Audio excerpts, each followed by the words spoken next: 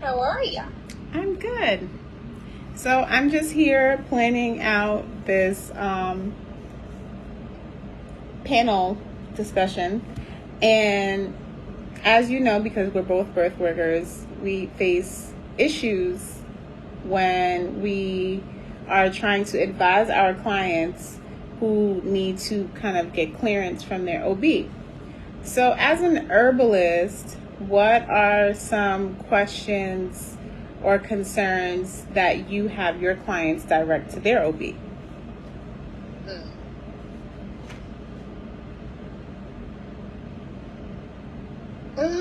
There are so many.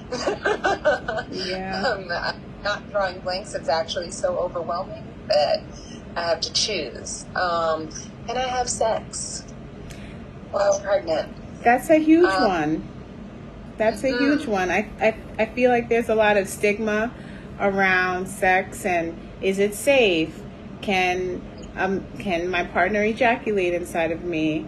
Should I be stimulating down there? A lot. What about the discomfort and the pressure? Can I hurt the baby? What'd you say? You've been stretching down there to prepare for baby's arrival. Because I have clients who have been afraid, mom and dad, or partner and partner, afraid to go down there and stretch it out a little bit. Aside from just like, with the primrose oil, taking the fingers, both fingers, sorry, I have my fingers, but that right motion of massage to open that passageway for baby to descend through.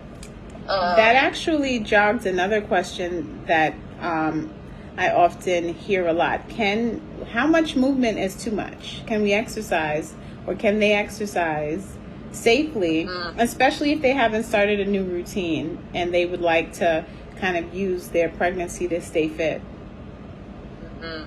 Yeah. And then another one I thought of was, do spicy foods really induce labor? And the same with, right? Yeah, there's so many questions that I'm sure women have around this beautiful journey, and they just need some insight. What are some or help women prepare? And we're both birth workers, so we get a lot of questions that are safer in the hands of an OB. We discussed, can you have sex while you're pregnant? Is it really safe for my man to shoot up the club?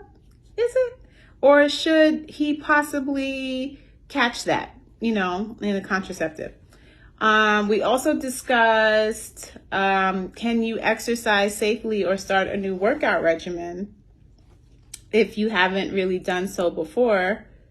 And then you brought up a good one about the placenta previa and knowing the signs. So knowing the signs of intervention that you should get immediate emergency care. And then this might ruffle some feathers, but do you guys have a midwife on staff? Or will there be one? Is a midwife available? I believe that institutions, some do have midwives available. So it's not a far out question to want to know, what are my options? What are my resources? So yeah, I think we covered everything, herbalist friend. What do you think? Oh, I think so too. And get your natural remedies. And can we, incorporate other remedies other than the prenatal vitamins, or on top of the prenatal vitamins? Oh. Instead of, okay. Yes. I say that, so I have a little bit more to add to that. But a lot of the times they rave about these prenatal vitamins, and then these women take these prenatal vitamins and they end up constipated because the iron you have inside of this prenatal vitamin is ferrous sulfate. Talk about it. I'm having iron oxide. So a question to ask, can I consult an herbalist because I really cannot tolerate the irons that you are trying to get me on to sustain this pregnancy? And are there other alternatives, natural alternatives to iron, because I can't swallow these horse pills? These are all really good questions, and I'm sure there are a ton more, but these are like the top 5. A question I always get asked a lot is, do I need to really bind my belly? I kind of feel like that's case by case basis. But if you want to avoid, a longer recovery time, then it's kind of wise to consult with your professional, your health professional, on what's best for your body.